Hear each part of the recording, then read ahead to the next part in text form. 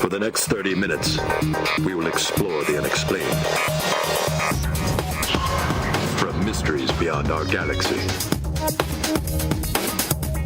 to ghostly phenomena in our own backyard, we will dive into our psychic abilities and explore everything from conspiracies to the just plain weird. Welcome to 30-odd minutes. If the truth is out there, we will find it. But only by sheer accident.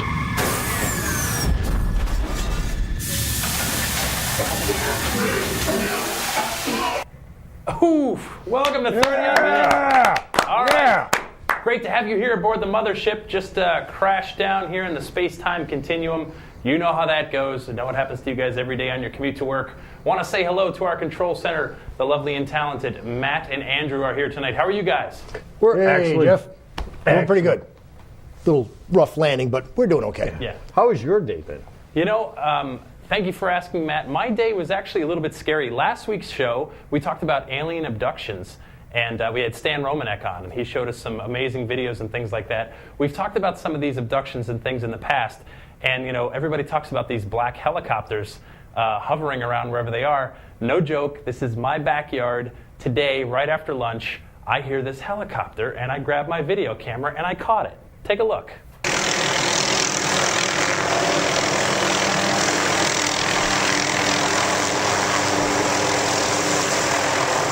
Never find where I parked the mothership. Keep looking, you're not even close. I couldn't help but think of all of our UFO guests when I saw this thing. This guy was out there for like 15 minutes. Matt, is that Men in Black? Who's stalking me? With you, it could be anybody, including several fans I know of. I understand. So with the recent UFO show, I think they're getting closer. Yeah. They're getting concerned. Yeah. All right. Hey, guys, jump in the chat room at 30oddminutes.com because Matt and Andrew are there to take your questions, pass them up to us, pass them up to our guests. This past weekend, I was in Gettysburg at the Phenomenology Conference. An incredible time, a great time. And in fact, you're going to see the live show from there next week. Next episode will be that one. But while I was there, I did manage to get a one-question interview with the audience. Here you go. One question interview. Enthusiasts in the world what their favorite online paranormal TV show was, and they said,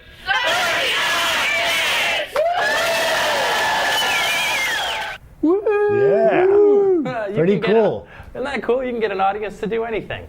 Just bribe them enough. But yeah, we had a great time at the event, and we filmed an actual live 30-odd minutes in front of that audience, and you'll be seeing it next week. Something that we're going to be doing throughout the year at more and more conferences and events, and had a great time. Thank you for everyone in Gettysburg who said hello. Lots of oddballs there, and that was really cool. Gettysburg is the kind of place where you think about the idea of time travel, because really, when you're out on those battlefields, when you're talking to some of the reenactors, it almost feels like you're back 150 years in the past. And that's an interesting thing. It makes you wonder, you know, what is this time travel thing all about? Is it a mental thing? Is it a physical thing? A little bit of both? We asked our own Dr. Dreck, our own mad scientist, his thoughts. This is what he had to say. Greetings, oddballs. Dr. Dreck here, and we're talking about mental time travel. Traveling through time, through the corridors of your mind. And I know that I can do this. I can definitely do this because ever since I can remember, everyone has told me that I'm very mental. So I'm going to do some mental time traveling right now. Let me pick a nice, easy place. How about January 1st of 2013? Let's see what things will be like then. Here I go.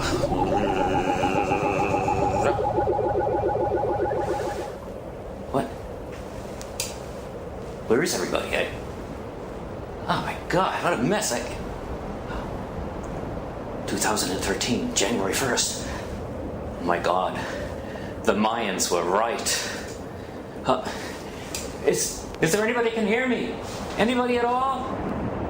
This is Mr. Sulu of the Starship Enterprise. Come in, please. Mr. Sulu, you can hear me. Oh, well, beam me aboard, please.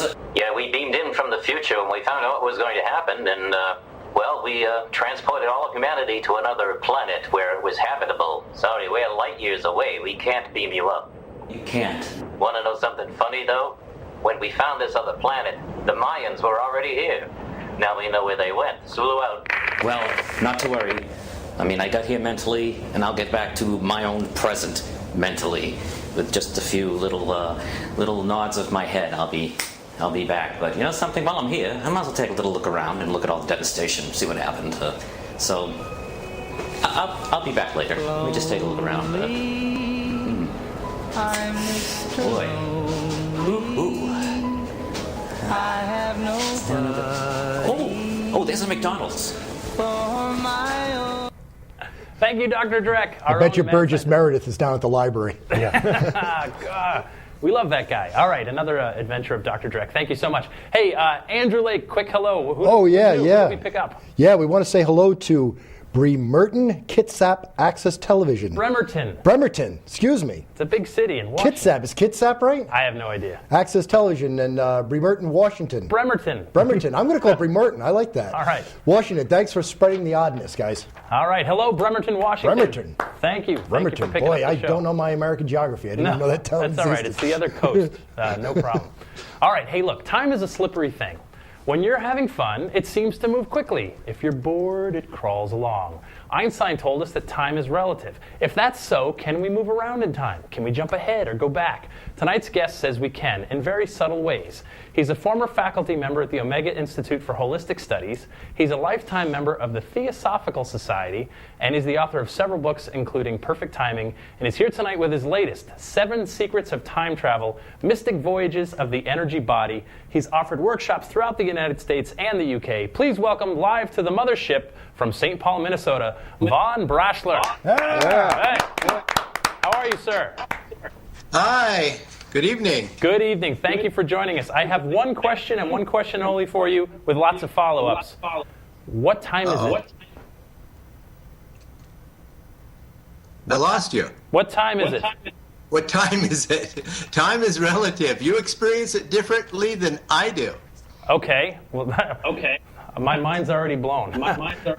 All right. No, that's a really good question. And they've been trying to figure that out for thousands of years. Right. And no clocks seem to work. Philosophers, scientists have all taken a shot at it, all the way from Aristotle down through quantum mechanics, through Einstein. Sure. And they say that we all experience time based on our own reference point.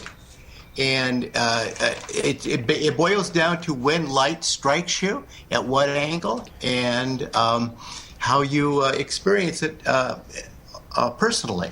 Right. So, yeah, I mean, we do experience time differently. So for you, time might be going quickly. For someone else, it might be dragging on. We do experience time differently. So if you say that time is just a convenience of measurement, yes, that's what it is.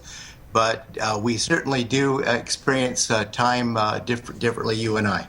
So in your book, you mention, you give a great analogy. You talk about a film reel. And even today, it's the same kind of thing. A film reel is not a motion picture. Rather, it's a ton of still images that are really close to each other and line up to create the illusion of motion.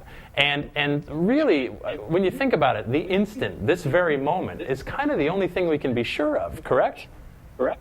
Yep, we experience time instant to instant. We experience an instant, which you might call now, and yes, the new thinking from a new physicist, Julian Barber, is that we need to look at movies more carefully.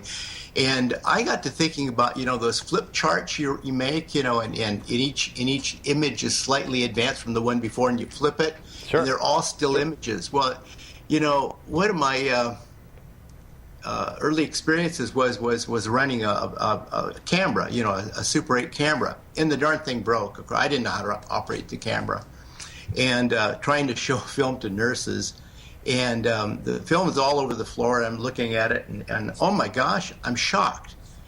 Every picture in that motion picture, that movie, is an individual still shot. So this is what they're thinking now, is that we experience time instant to instant, and the idea that time is moving progressively is something we want to believe. We desperately want to believe. We want to believe that our life goes on and on and on like a never-ending movie, but really it's just snapshots in our head. Right. Well, we need some semblance of logic. I mean, of course, you die after you're born, not the other way around.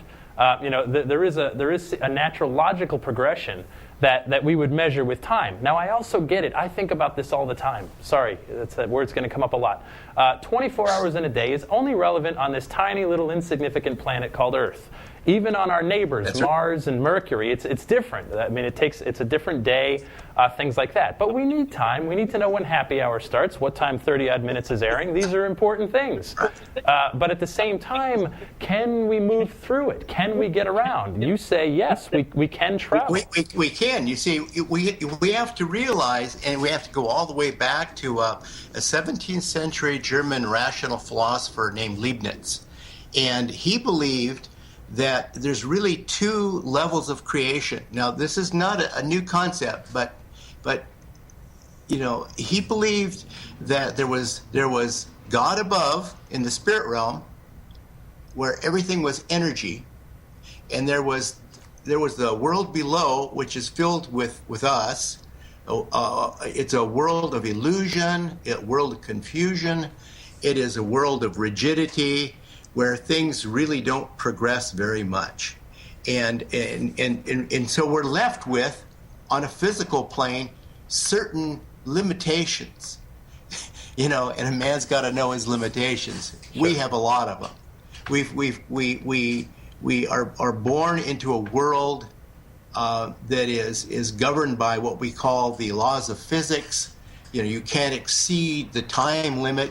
Einstein pretty well proved that there's a universal limit to the speed in the universe, and that is the speed of sound, 2 billion seconds, 2 billion feet a second. Now, speed of light, right? If lightning. So really, we're measuring the only thing in the world that holds it together on this earth is the concept of sunlight. And we measure how we experience sunlight as time. But really, we have to take a step back and say, this world is a world of limitations. Now, the world above, according to Leibniz, is a world apart. It is a world of fluidity, flexibility, endless possibilities. It is the world of energy, not the world of matter. We live in the world of matter. Everything is frozen. Right. Yeah.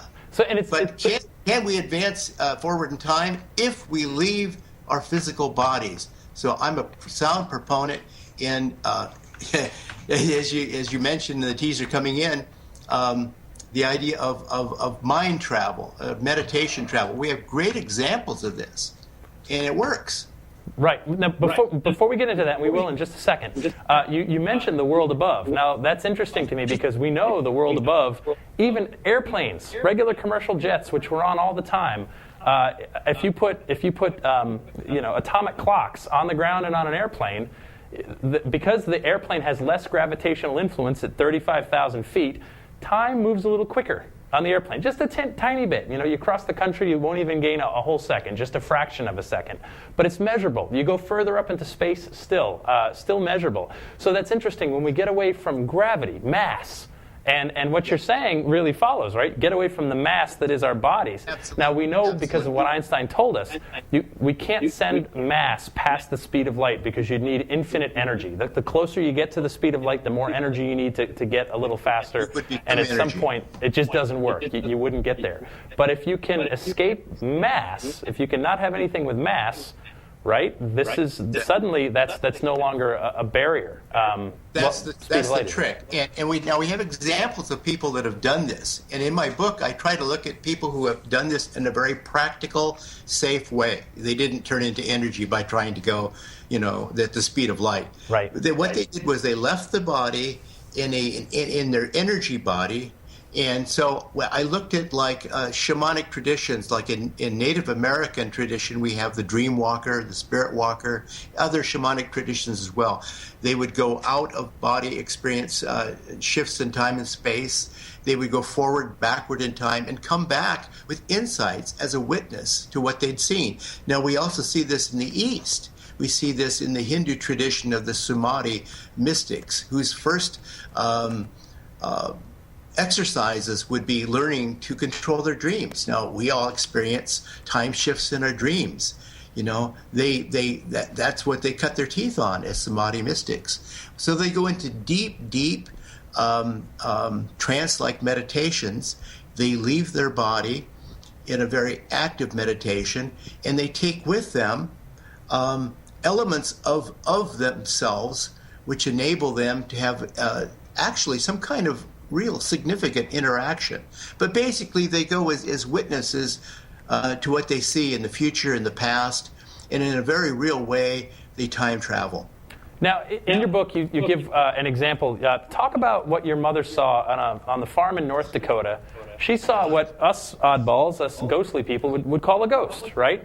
But is there a difference between a ghost and a time traveler? Is it one and the same, a little different? See, she saw a time shift. You know, I've had a couple experiences like that myself, but when she told me, I thought, oh, this is the craziest thing I'd ever heard, you know. She was a young girl, and she saw someone who looked like her brother, but older than her brother, who was walking around wearing a white shirt, and he stopped by the pen, and he didn't seem to actually respond much to people or things around him, but he just kind of drifted through the scene. You know, he was there, but he wasn't interacting. And then he seemed to disappear. And years later, she met that person. It was a brother at an older age.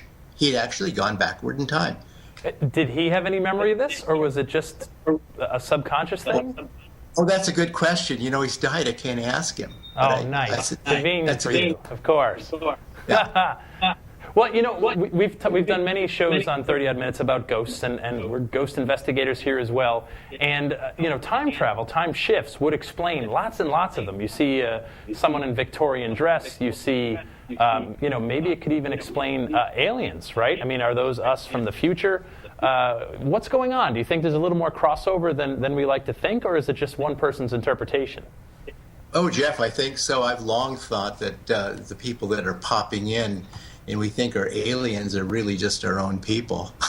You know, they're just out of time, out of place. You know, they're time travelers, and they're very disoriented. Now, if you remember some of the most vivid lucid dreams you may have had, you probably experience something very much like that, where you would pop into a scene and everything was crystal clear, and you were there, but no one could necessarily see you. You were like an energy form, you know, a ghostly figure, you know, and time seemed to go very, very slowly. You know, you might have gone through many scenes, many years, you know, and you come back and very, you know, the clock by your bedside shows very few clicks have transpired, you know. So we probably are doing this kind of popping in and popping out all the time, unconsciously in our dreams. Right. Okay. Vaughn, we do have a question for you from our chat room.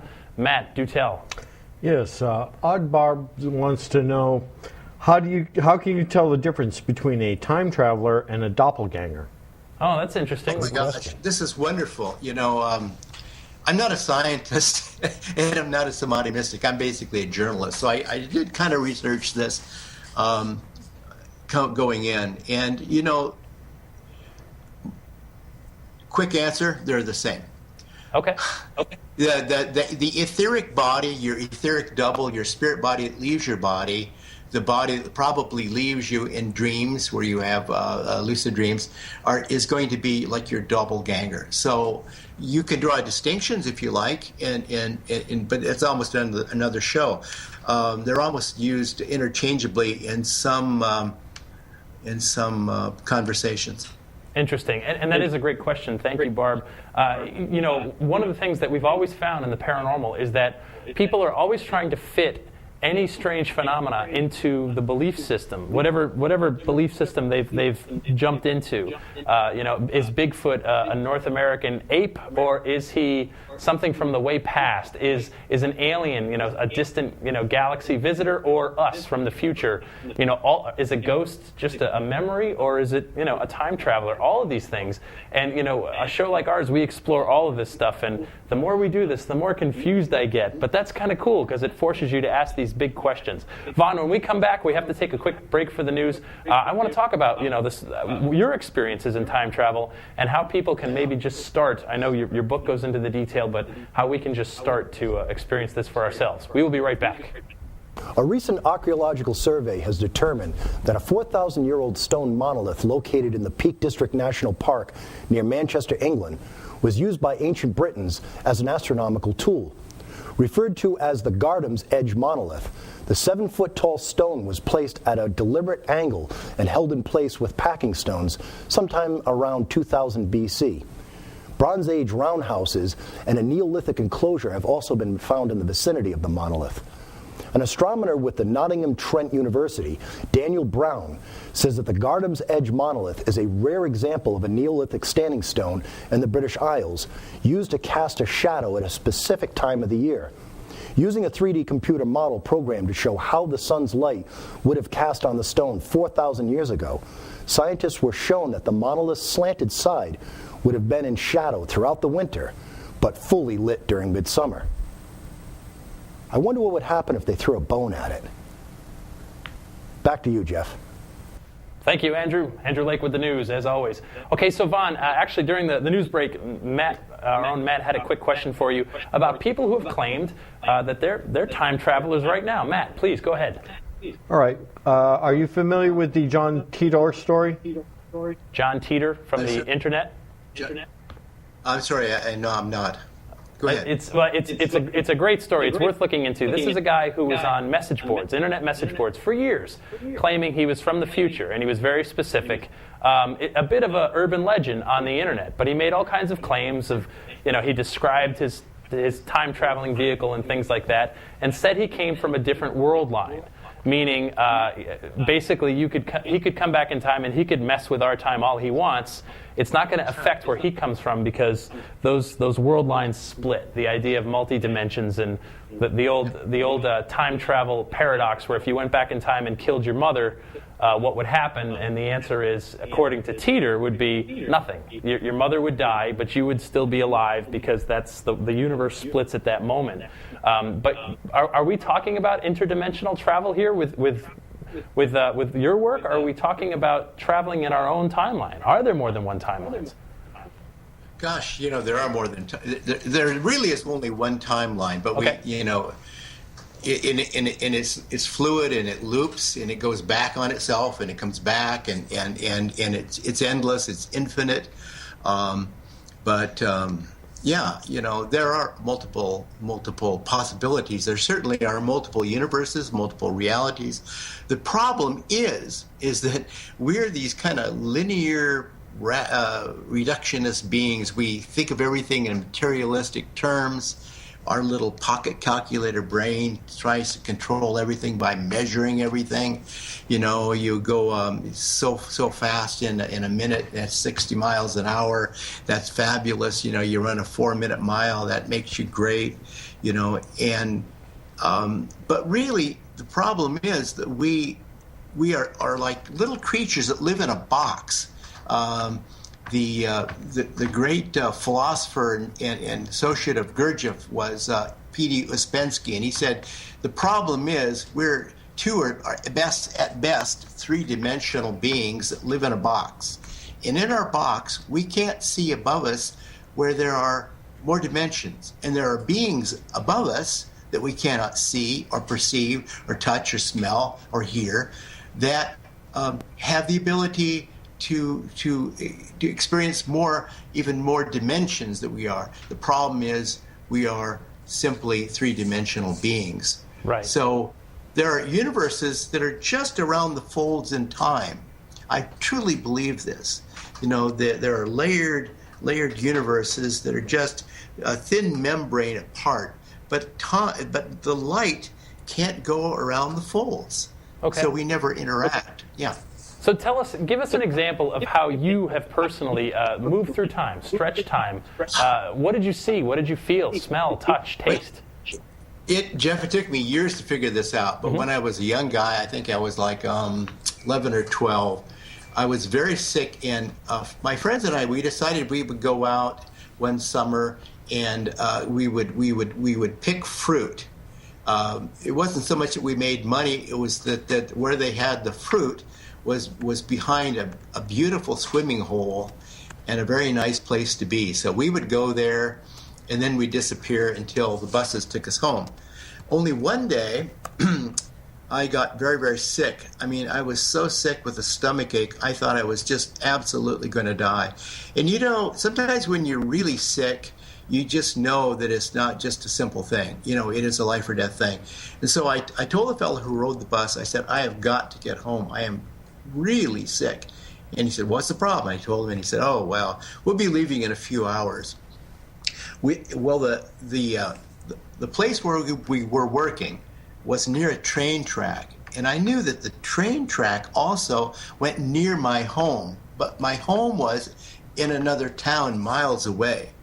And I thought, well, maybe it's like 7 miles away, and I could walk on these train tracks and maybe they'd take me right to my house. Well, that was kind of simplistic because, train tracks, they have switches this way and that way. I didn't know if these tracks, would lead me to my house or not. But I just knew I had to do something, and it felt better to move than just stand there. So to make the story come to an end, I walked for a few minutes, but the next thing I knew, I was standing in front of my house. And I didn't experience any time elapsing. I didn't experience walking.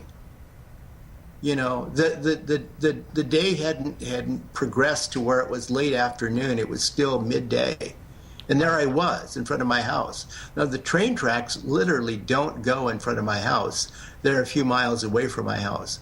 But the next thing, I was standing in front of my house. And yes, my appendix were about to burst, and I just barely lived. I think that was time travel. And so you've moved through space and time quickly to get where you are. Okay, we have just about 1 minute left. Can you give us a quick example, an exercise we can do to start to touch that higher vibrational plane where we can do this? Right. Well, from the Native American and Samadhi mystic traditions of the East, they would go into a deep trance. Now, what you do is you go into a very quiet room. It's important that the body is reclining peacefully, safely in a quiet place. It's important that you feel very safe where you are. Right. So you lie down, you tune out all external and internal distractions, and you just let the mind fade to black. But before you do that, here's the thing. You need to pre-visualize where you're going to go. And you form a picture in your head where you're going to go, the time and the place as best you can think of. If it's just a person you want to think of, picture the person. If it's a place, you picture the place. If it's a time, you picture the place. You form that as not with words, but a picture in your head. Now you tuck that back into the back of your mind, and then you decide that when you reach that point that you can leave the body, then you leave the body and you go to that place. And it works every time. Excellent. Vaughn, we actually are right out of time. For more people, of course, can check out your book, 7 Secrets of Time Travel. Thank you so much for visiting with us here aboard the Mothership, traveling through time and space with you guys. And folks, for all of us here aboard the Mothership, the repairs have been made. It's time to take off. Until next time, stay odd. Yeah. All right.